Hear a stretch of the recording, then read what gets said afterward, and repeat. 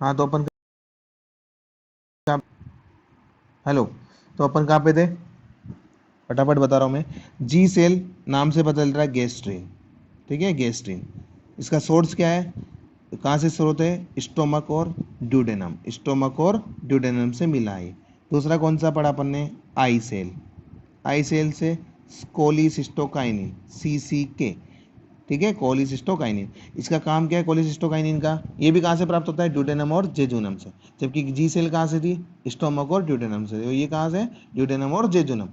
इसका काम क्या है? ध्यान रखना, इसका काम है पित्ताशय में संकुचन तेज करता है। पित्ताशय में, गोल ब्लेडर में, तो गोल ब्लेडर में संकुचन को तेज करता है और अग्नाशय से एंजाइम को स्रावित करवाता है। तो अग्नाशय से एंजाइम को स्रावित कराने वाला एंजाइम कौन सा है? सॉरी, हार्मोन कौन सा है? कोलिसिस्टोकाइनिन। अग्नाशय से एंजाइम स्रावित करवाने वाला हार्मोन कौन सा है? कोलिसिस्टोकाइनिन। ठीक है। इसी तरह सीक्रेटिन पढ़ा। सीक्रेटिन कौन सी सेल से? एस सेल से। कौन सा? सीक्रेटिन। ठीक है, ये भी ड्यूडेनम और जेजुनम। और सीक्रेटिन क्या करता है बताओ जल्दी? अग्नाशय से बाइकार्बोनेट स्त्रावित करवाता है। इसी तरह अपन ने पढ़ा मोटिलिन। मोटिलिन की, ठीक है, ये कहाँ से मिल रहा है अपने को? पूरी आंत से मिल रहा है। और ये क्या करता है? आंत की गतिशीलता बनाए रखता है। ठीक है, चलो। तो ये बात होगी अपने अग्नाशय की। अग्नाशय की बात यहाँ पे खत्म होती। अभी देखो,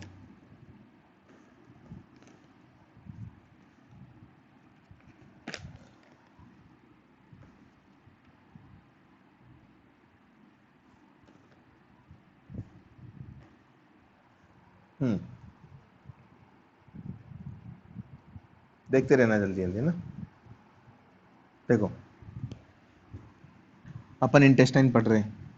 इंटेस्टाइन में तुम्हें बताया कि अग्नाशय रस आया।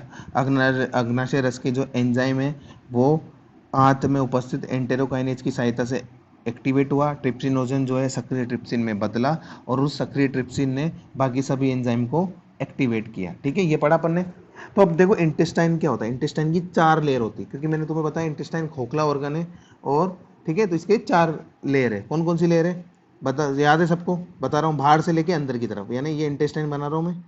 इंटेस्टाइन, तो इसकी बाहर से लेके अंदर तक, मतलब सबसे बाहर की लेयर कौन सी है और सबसे अंदर कौन सी है? तो सबसे बाहर होती है इसकी सीरोसा। इसके अंदर होती है मस्कुलेरिस। सीरोसा। फिर उसके अंदर कौन सी होती है? ये मस्कुलेरिस। ठीक है, फिर उसके बाद सब म्यूकोसा। ठीक है, और लास्ट में म्यूकोसा। 4 लेयर होती है किसकी? इंटेस्टाइन की। सीरोसा, मस्कुलरिस, सब म्यूकोसा और म्यूकोसा। तो सबसे अंदर की कौन सी है? सबसे, ऐसे क्वेश्चन पूछते हैं, सबसे अंदर की कौन सी है? सबसे अंदर की म्यूकोसा है। यानी खाने के कांटेक्ट में कौन सी रहेगी? भोजन के, भोजन के साथ जुड़ के कौन सी रहेगी, मतलब भोजन के कांटेक्ट में कौन सी लेयर आएगी? Mucosa layer. और सबसे बाहर की कौन सी है? Serosa layer. ठीक है, चलो।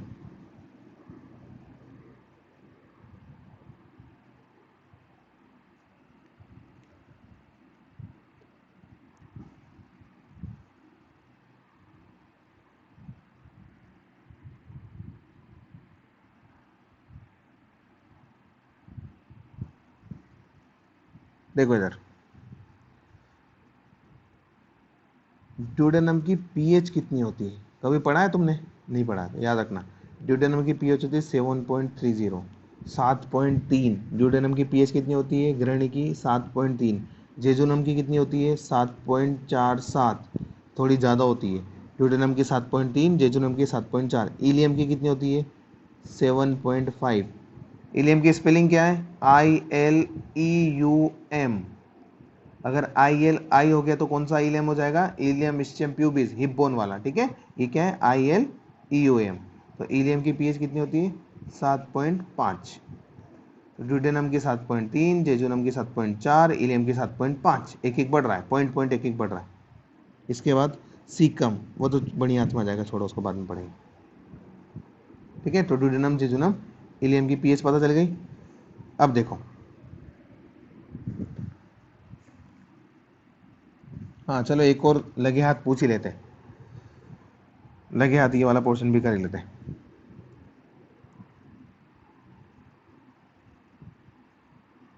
Maltose, lactose, sucrose. ठीक है, ये क्या है, कोई बताएगा? ये है डाइसेकेराइड। क्या है ये? डाइसेकेराइड, अर्थात कार्बोहाइड्रेट है। क्या है ये? कार्बोहाइड्रेट। तुम्हें बताया कार्बोहाइड्रेट का पाचन क्या होता है? आमाशय में नहीं होता है, तो कहाँ पे होता है? आंत में होता है। कार्बोहाइड्रेट का पाचन कहाँ पे होता है? आंत में होता है। ठीक है, तो कौन से कार्बोहाइड्रेट के टाइप? Maltose, lactose, sucrose. तो ये क्या है? डाइसेकेराइड है। एक होता है मोनोसेकेराइड, एक होता है डाइसेकेराइड। अब मुझे बताओ, हम डाइजेशन क्यों करते हैं, पाचन क्यों करते हैं? पाचन हम इसलिए करते हैं कि कोई भी बड़ी चीज छोटी चीजों में टूट जाए। अर्थात बड़ी चीज मतलब दो है, तो इसको तोड़ना है, अपने को तोड़ के कितने में बदलना है? एक में बदलना है। अगर दो चीज टूट के एक में बदल जाए तो यही तो पाचन हुआ ना, यही तो पाचन हुआ। तो इसका मतलब अपने को क्या करना है? ये डाइसेकेराइड है। ये क्या है? डाइसेकेराइड, मतलब शर्करा के दो अणु है ये। ठीक है, तो इसको किस में बदलना है अपने को? मोनोसेकेराइड में, एक में बदलना है। तो डाइसेकेराइड को मोनोसेकेराइड में बदलना है, अर्थात माल्टोज, लैक्टोज, सुक्रोज, इनको किस में बदलना है? मोनोसेकेराइड में, एक एक में बदलना है। तो कहाँ होगा? इंटेस्टाइन में। तो देखो इधर, देखो आंत्र में, आंत्रियस में, ये माल्टोज जो है, माल्टेज एंजाइम की उपस्थिति में, माल्टेज, माल्टोज जो है माल्टेज एंजाइम की उपस्थिति में किस में बदल जाता है? ग्लूकोज प्लस ग्लूकोज, मतलब दो ग्लूकोज के अणु प्राप्त होते हैं। तो देखो ये माल्टोज था, ये डाइसेकेराइड था, इसको तोड़ा किसने? माल्टेज ने, और किस में बदल दिया? मोनोसेकेराइड। समझ में आ रहा क्या? और ग्लूकोज बॉडी को मिल गया। समझ में आ रहा है? इसी तरह देखो, इसी तरह देखो, सुक्रोज, सुक्रोज जो है सुक्रेज एंजाइम की उपस्थिति में ग्लूकोज प्लस फ्रक्टोज में बदल जाता है। ठीक है, तो ये क्या था? ये था डाइसेकेराइड, और ये क्या है? एक मोनोसेकेराइड, ये भी एक मोनोसेकेराइड। तो दोनों मोनोसेकेराइड। समझ में आ रहा है क्या? तो डाइसेकेराइड किसमें बदल गया? मोनोसेकेराइड में। कहाँ पे? आंत में। अगला, गेलेक्टोज,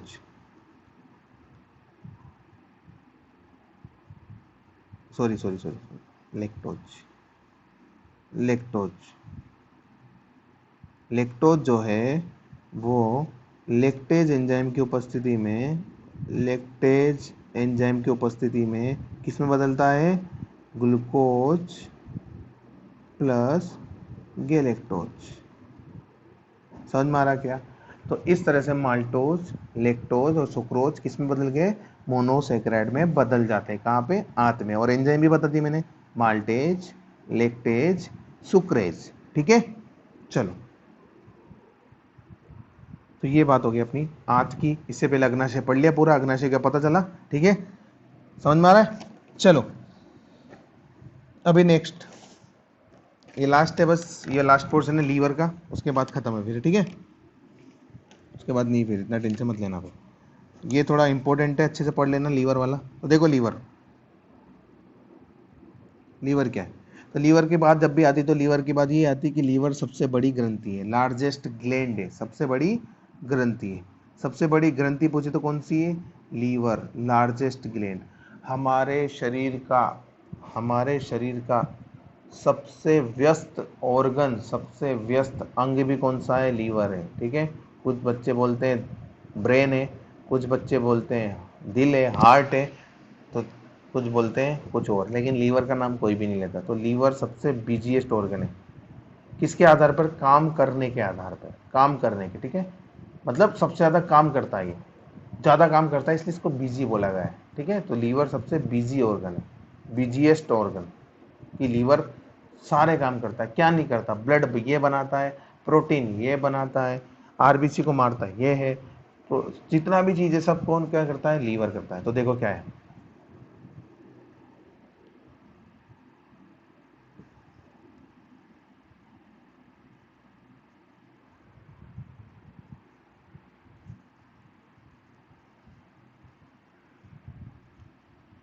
एक मिनट।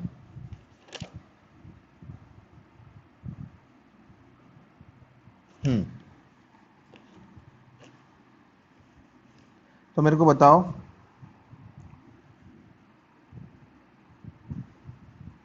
भक्षी कोशिका कौन सी होती है? भक्षी कोशिका, भक्षी कोशिका। बड़ा है क्या ब्लड? बताओ जल्दी, कौन है प्रेजेंट, बताओ जल्दी। मैक्रोफेजेस, मैक्रोफेजेस है ना, मैक्रोफेजेस भक्षी कोशिका है। ठीक है, अपन ने पढ़ा है, डब्ल्यूबीसी पढ़ा है, डब्ल्यूबीसी में टाइप पढ़े, ठीक है, अग्रेनुलोसाइट और ग्रेनुलोसाइट, ठीक है, कणिका युक्त और अकणिका युक्त है, उसमें पढ़ा अपन ने, मोनोसाइट, लिम्फोसाइट, ठीक है, मैक्रोफेजेस। ठीक है, तो देखो, तो जो मैक्रोफेजेस है वो क्या कहलाती है? भक्षी कोशिकाएं कहलाती है। तो अगर मैक्रोफेजेस, सुनना अच्छे से, अगर मैक्रोफेजेस भक्षी कोशिकाएं लीवर में उपस्थित है, अगर भक्षी कोशिकाएं लीवर में उपस्थित है, तो उसको साइंटिफिक लैंग्वेज में क्या बोला जाता है? क्या बोला जाता है? कौन है? चेतन नहीं है क्या? पता है क्या रियांशी, पता है क्या? अगर भक्षी कोशिकाएं लीवर में उपस्थित है तो उसको क्या बोला जाता है? अगर भक्षी कोशिका लीवर में उपस्थित हो तो उसको क्या बोला जाता है? कुप्फर सेल, कुप्फर कोशिका।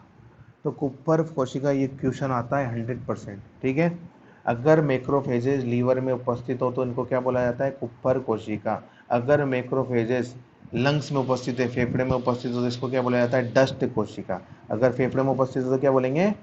एक मिनट, dust cell, DUST, dust cell. और अगर ब्रेन में उपस्थित हो, मस्तिष्क में उपस्थित हो, क्या बोलेंगे? माइक्रोग्लियल सेल, माइक्रोग्लियल कोशिका, ग्लियल, ठीक है, माइक्रोग्लियल कोशिका। प्लेसेंटा में उपस्थित हो तो क्या बोलेंगे? होफबर्ग सेल। ये ब्लड पढ़ाऊंगा तब बता दूंगा तुम्हें, ठीक है, अभी लीवर का ध्यान रखो बस। कुप्पर कोशिका। चलो, अब क्या है लीवर का? मेरे को बताओ, बाइल का निर्माण कौन करता है? तो बाइल का यानी पित्त का निर्माण कौन करता है? पित्त का फॉर्मेशन कौन करता है? लीवर। तो पित्त का निर्माण करता है लीवर, लेकिन पित्त का संग्रहण कौन करता है? पित्त का निर्माण तो लीवर करता है, लेकिन पित्त का संग्रहण कौन करता है? पित्त का। तो पित्त का संग्रहण कौन करता है? पित्ताशय, नाम से बदलता है पित्ताशय, गोल ब्लेडर। तो ध्यान रखना जो बोल रहा हूँ, पित्त का निर्माण करता है लीवर, लेकिन पित्त का संग्रहण करता है गोल ब्लेडर। ठीक है, और गोल ब्लेडर से पित्त कहाँ पे आता है? आंत में आता है। गोल ब्लेडर से पित्त कहाँ पे आता है? आंत में आता है। किसकी सहायता से? नलिका की सहायता से। उस नलिका को क्या बोलते हैं? उस नलिका को बोलते हैं सिस्टिक नलिका। ये क्वेश्चन भी पूछते हैं, सिस्टिक डक्ट। तो ये क्वेश्चन क्या पूछते हैं कि सिस्टिक डक्ट किसकी नलिका है? पेनक्रियाज की या गोल ब्लेडर की? पित्ताशय की। तो ध्यान रखना, सिस्टिक डक्ट किसकी है? पित्ताशय की। तो पित्ताशय की नलिका। ठीक है, चलो, लीवर का काम क्या है? और लीवर का काम क्या है? तो देखो, लीवर का और क्या काम, क्या? ग्लाइकोजेनेसिस। इसका मतलब समझ रहे हो तुम? ग्लाइकोजेनेसिस मतलब क्या होता है? समझ रहा है कि कोई नहीं समझ रहे हो? तो मैं समझाता हूँ। देखो, ग्लाइको नाम से पता चल रहा है, ग्लाइको मतलब ग्लाइकोजन, ग्लाइकोजन। जेनेसिस का मतलब होता है निर्माण करना, निर्माण करना। इसका मतलब क्या है? इसका मतलब ये है कि जो अपना लीवर है वो ग्लाइकोजन का संग्रहण करता है, ग्लाइकोजन का निर्माण करता है। ग्लाइकोजन किससे बनता है? ग्लाइकोजन किससे बनता है? ग्लूकोज से। तो ग्लूकोज से क्या बना? ग्लाइकोजन। तो ग्लूकोज से ग्लाइकोजन बनाने का काम, मतलब ग्लाइकोजेनेसिस, मतलब ग्लाइकोजन का निर्माण करना। तो ग्लाइकोजन का निर्माण करने का काम कौन करता है? लीवर। तो अगर लीवर नहीं होगा तो ग्लूकोज ग्लाइकोजन में बदलेगा क्या? नहीं बदलेगा। तो ग्लूकोज बॉडी में बढ़ता जाएगा, ग्लाइकोजन तो बनेगा नहीं। तो क्या हो जाएगा? डायबिटीज। ठीक है, समझ में आ रहा है? इंसुलिन हार्मोन कितना काम करेगा? इंसुलिन भी कितना करेगा वो बेचारा, ग्लाइकोजन तो बन नहीं रहा। तो ग्लाइकोजन बनाने का काम कौन करता है? Liver, glycogenesis. चलो next, vitamin B12 and vitamin D. Vitamin B12 और विटामिन डी का अच्छा स्रोत है, विटामिन B12 और विटामिन डी को बनाता है। अगर विटामिन B12 लीवर से नहीं बनेगा तो क्या हो जाएगा? एनीमिया हो जाएगा। तो ध्यान रखना, अपन क्या करते हैं एनीमिक कंडीशन में, अगर जानवर को एनीमिया रहता है ना तो क्या करता है डॉक्टर, क्या देता है, लीवर टॉनिक देता है ना, लीवर टॉनिक। ठीक है, लीवर टॉनिक क्यों देता है, क्योंकि विटामिन बी 12 को बनाना है, विटामिन बी 12 बन गया तो क्या हो जाएगा, एनीमिया नहीं होगा। चलो नेक्स्ट। अब बहुत इंपॉर्टेंट बता रहा हूँ, ये अच्छे से पढ़ लेना, ठीक है। कितने बच्चे हैं, 8 बच्चे जो भी है, अच्छे से पढ़ना इसको, जो नेक्स्ट बता रहा हूँ मैं। ये लास्ट लेक्चर है, इसके बाद नहीं लेंगे, लास्ट 10 मिनट बस है ना। और लीवर क्या करता है, ये यूरिया बनाने का काम करता है, यूरिया, यूरिया फॉर्मेशन, यूरिया का निर्माण करने का काम कौन करता है, लीवर। अब मुझे बताओ यूरिया निर्माण के लिए कौन सी साइकिल होती है, कौन सा चक्र होता है, बता Nikesh, urea cycle. Very good, very good, very good. Ornithine cycle किसके लिए होती है, यूरिया निर्माण करने के लिए, ऑर्निथिन साइकिल। तो क्या होता है, 2 मिनट में बता रहा हूँ, जल्दी देखना, यूरिया साइकिल क्या होता है, फटाफट। सारा पोर्शन पढ़ लिया अपन ने, बस ये रह गया अभी है ना। तो देखो यूरिया साइकिल क्या होती है, यूरिया का निर्माण। तो पहली चीज, पहला क्वेश्चन आता है कि यूरिया साइकिल यानी ऑर्निथिन साइकिल कहाँ पे चलता है, तो कहाँ पे चलता है, लीवर में चलता है। पहला क्वेश्चन हो गया, पहला आंसर भी हो गया, लीवर। क्या होता है, तो देखो फटाफट, CO2 plus ammonium ion, CO2 plus ammonium ion दोनों मिलते हैं और ये क्या बनाते हैं, कार्बेमोइल फॉस्फेट बनाते हैं, कार्बेमोइल फॉस्फेट, फॉस्फेट बनाते हैं CP। तो CO2 और अमोनिया जो है क्या बनाते हैं, कार्बेमोइल फॉस्फेट बनाते हैं। और ये प्रोसेस कहाँ पे चलता है, ये प्रोसेस चलता है माइटोकॉन्ड्रिया में। तो माइटोकॉन्ड्रिया में CO2 और अमोनियम आयन मिलते हैं और कार्बोमोइल फॉस्फेट बनाते हैं। ये प्रोसेस कहाँ पे चलता है, माइटोकॉन्ड्रिया में। और अब ये जो कार्बोमोइल फॉस्फेट बना, अब आगे पढ़ा रहा हूँ मैं ना, आगे पढ़ा रहा हूँ, इसको लिख रहा हूँ मैं CP, कार्बोमोइल फॉस्फेट। तो अब ये कहाँ पे बना है, माइटोकॉन्ड्रिया में। अब ये कार्बोमोइल फॉस्फेट जो बना, ये OCCA, सॉरी C, ऐसे याद रखना सभी बच्चे, CaAO, ठीक है, CaAO, ऐसे ऐसे ऐसे देन ऐसे। तो देखो अभी अच्छे से, तो क्या करता है ये कार्बोमोइल फॉस्फेट जो कि माइटोकॉन्ड्रिया में बना है, ये वाला पोर्शन माइटोकॉन्ड्रिया वाला है, और नीचे वाला जो पोर्शन है ना, ये जो मैं बता रहा हूँ, ये वाला पोर्शन ये चलता है साइटोप्लाज्म में, कोशिका द्रव्य में, साइटोप्लाज्म। एक मिनट हाँ। तो ये जो कार्बोमोइल फॉस्फेट है ये क्या करता है, ये इस ऑर्निथिन को, इसका पूरा नाम क्या है, ऑर्निथिन। तो ये इस ऑर्निथिन को सिट्रुलिन में बदलता है, किस में बदलता है, सिट्रुलिन में बदलता है। ठीक है, समझ में आ रहा है, सुनते जाना आगे, समझ में आ रहा है। कौन सा पेन लो रे, रेड पेन ज्यादा। अब ये सिट्रुलिन आर्जिनोसक्सिनेट में, ये सिट्रुलिन आर्जिनोसक्सिनेट में बदलता है, किस एंजाइम की उपस्थिति में, आर्जिनोसक्सिनेट सिंथेटेज, आर्जिनोसक्सिनेट सिंथेटेज एंजाइम की उपस्थिति में आर्जिनोसक्सिनेट में बदलता है। इस कंडीशन में, इस अवस्था में एक फ्यूमेरेट आके जुड़ता है, सॉरी सॉरी एस्पार्टेट, एस्पार्टेट यहाँ पे जुड़ता है, एस्पार्टेट, एस्पार्टेट यहाँ पे आके जुड़ता है और सिट्रुलिन को आर्जिनोसक्सिनेट में बदलने का काम करता है। समझ में आ रहा है सभी को, आगे देखते रहो, मिटा रहा हूँ इस पोर्शन को मैं, आगे देखते रहो। अब ये जो आर्जिनोसक्सिनेट बना, ये आर्जिनिन में चेंज होता है, आर्जिनिन। इस कंडीशन में एक फ्यूमेरेट बाहर निकल जाता है, फ्यूमेरेट, एक फ्यूमेरेट बाहर निकल जाता है, एक फ्यूमेरेट बाहर निकल जाता है। ठीक है, तो ये किस एंजाइम की उपस्थिति में हुआ, ये आर्जिनोसक्सिनेज एंजाइम की उपस्थिति में होता है। तो क्या हुआ, आर्जिनोसक्सिनेट से आर्जिनिन बन गया और एक फ्यूमेरेट बाहर निकल गया। अब आती है हमारी लास्ट स्टेप। इस लास्ट स्टेप में क्या होता है, यानी आर्जिनिन से क्या बनेगा, ऑर्निथिन बनेगा, आर्जिनिन से क्या बनेगा, ऑर्निथिन बनेगा। तो इस स्टेप में क्या होता है, सुनते रहना अच्छे से, इस स्टेप में एक जल का अणु आता है, जल का अणु आता है और जल का अणु जुड़ता है, तो जल का अणु जुड़ेगा तो क्या निकलेगा बाहर, यूरिया। तो जल का अणु जुड़ता है और यूरिया बाहर निकलता हो, यही तो हमें चाहिए। तो यूरिया साइकिल, यूरिया कहाँ पे बना, ऑर्निथिन साइकिल में, समझ में आ रहा है। तो जल जुड़ता है और यूरिया बनता है, तो यूरिया कहाँ पे बना, इस वाले प्रोसेस पे, लास्ट वाले पे। ठीक है, कौन सा एंजाइम भाग लेता है, आर्जिनेज एंजाइम।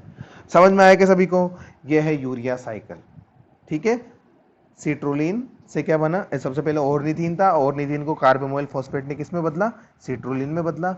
अब ये सिट्रोलिन जो है आर्जिनोसक्सिनेट में बदलेगा, किसकी उपस्थिति में, आर्जिनोसक्सिनेट सिंथेटेज एंजाइम की उपस्थिति में, और इस प्रोसेस में एक एस्पार्टेट का अणु जुड़ता है। ठीक है, अब आर्जिनोसक्सिनेट जो है आर्जिनिन में बदलता है, किस एंजाइम की उपस्थिति में, आर्जिनोसक्सिनेज एंजाइम की उपस्थिति में, और इस प्रोसेस में एक फ्यूमेरेट का अणु बाहर निकलता है। अब लास्ट प्रोसेस कौन सा है, आर्जिनिन। तो आर्जिनिन से क्या बनाना है, ऑर्निथीन। इस प्रोसेस में क्या होता है, एक जल का अणु जुड़ता है और यूरिया बाहर निकलता है, और ये यूरिया हमें चाहिए। ठीक है, चलो ये हो गया यूरिया साइकिल। क्वेश्चन क्या आता है यूरिया साइकिल में, किस कौन सी प्रोसेस में, मतलब कौन सी चेन दे देगा दो, है ना, किस अवस्था में एस्पार्टेट जुड़ा है। तो एस्पार्टेट कहाँ पे जुड़ता है, सिट्रोलिन और आर्जिनोसक्सिनेट वाले प्रक्रम में, प्रोसेस में एस्पार्टेट जुड़ता है। और किस प्रोसेस में फ्यूमेरेट बाहर निकलता है, फ्यूमेरेट कब बाहर निकला, आर्जिनोसक्सिनेट से आर्जिनिन जब बन रहा था तब बाहर निकला। समझ में आ रहा है, तो ये चलता है। चलो, और लीवर के काम क्या है, तो लीवर का और काम क्या है, डिटॉक्सिफिकेशन करना। डिटॉक्सिफिकेशन मतलब जानते हो क्या, डिटॉक्सिफिकेशन करना मतलब हमारी बॉडी डिटॉक्सिफाई हो जाए, विष वगैरह बने हुए हमारी बॉडी में उनको बाहर निकाले, डिटॉक्सिफाई कर दे। ठीक है, वो काम कौन करता है, लीवर करता है। आरबीसी की उम्र कितनी होती है, आरबीसी की उम्र होती है 120 दिन। तो आरबीसी जब 120 दिन बाद मर जाती है, तो 120 डेज बाद जब मर जाती है, तो कहाँ पे डिस्ट्रक्शन होता है आरबीसी का, लीवर में। तो आरबीसी कहाँ पे, लीवर में। और कहाँ पे होता है, स्प्लीन में भी होता है। तो स्प्लीन और लीवर दोनों में होता है, स्प्लीन भी और लीवर भी। ठीक है, और क्या, प्रोटीन। कौन सा प्रोटीन, प्रोथ्रोम्बिन प्रोटीन। प्रोथ्रोम्बिन क्या करता है, क्लोटिंग बनाने में हेल्प करता है ना, फाइब्रिनोजन, प्रोथ्रोम्बिन, थ्रोम्बिन, ये सब। ठीक है, तो ब्लड क्लोटिंग बनाने वाले जो प्रोटीन है उसको बनाता है कौन, लीवर। और बाइल का स्त्रावण कराता है, बताया तो मैंने, बाइल को बनाता है। ठीक है, चलो अभी नेक्स्ट, लीवर के जस्ट पास में क्या होता है, गाल ब्लैडर। गाल ब्लैडर बताया मैंने, गाल ब्लैडर तो। ठीक है, गाल ब्लैडर किस किस जाति में अनुपस्थित होता है, तो ध्यान रखना, गाल ब्लैडर घोड़े में, ये अच्छे से लिख लो और ये नोटबुक में लिख लो। गाल ब्लैडर जो है किसमें, घोड़े में, घोड़े में, चूहे में, हिरण में, जिराफ में, ऊंट में, हाथी में और कबूतर में अनुपस्थित होता है। घोड़े में, चूहे में, हिरण में, जिराफ, ऊंट, हाथी और कबूतर, इनमें गोल ब्लैडर अनुपस्थित होता है। ठीक है, गोल ब्लैडर का काम क्या है, गोल ब्लैडर कुछ नहीं करता, बाइल जो है, बाइल कौन बना रहा है, liver.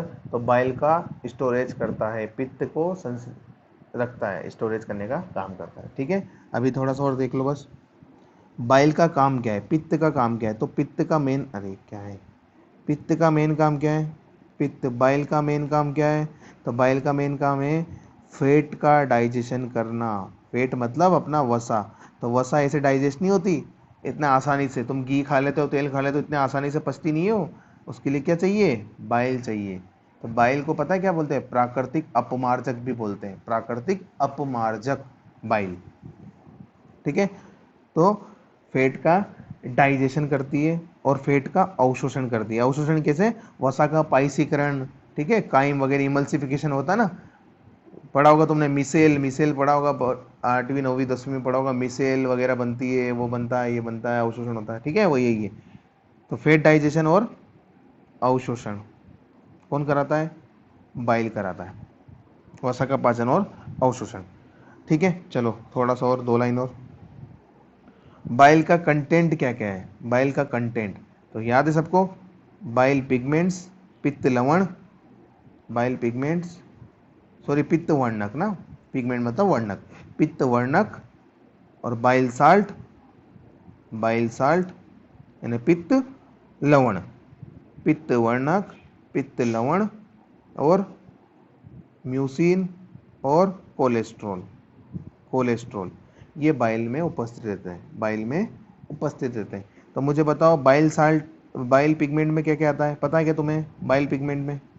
Nikesh, bile pigment bilirubin और बिलीवर्डिन किस में आते हैं? ये बाइल पिगमेंट में आते हैं, बिलीरुबिन और बिलीवर्डिन। एक मिनट, हाँ ये रहा बिलीरुबिन और बिलीवर्डिन। तो जो अपना बिलीरुबिन है वो पीला होता है और बिलीवर्डिन हरा होता है, याद रखना बिलीरुबिन हरा होता है, सॉरी पीला होता है। एक मिनट, बिलीरुबिन क्या होता है? पीला होता है और बिलीवर्डिन जो है बिलीवर्डिन ये हरा होता है, याद रखना हरा और पीला, ठीक है। बिलीवर्डिन हरा, बिलीरुबिन एक बार ऐसे बना देता हूँ ना मैं, हरा जो है और एक पीला, ठीक है।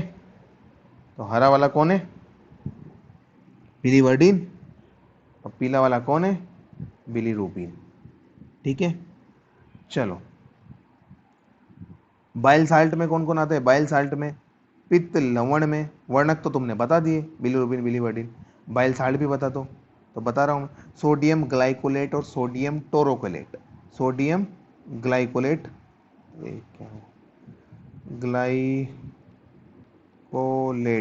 सोडियम ग्लाइकोलेट और सोडियम टोरोकोलेट, इनका काम भी क्या है? ये भी वसा का पाइसीकरण करते हैं। और कुछ बचा है? खत्म, ठीक है।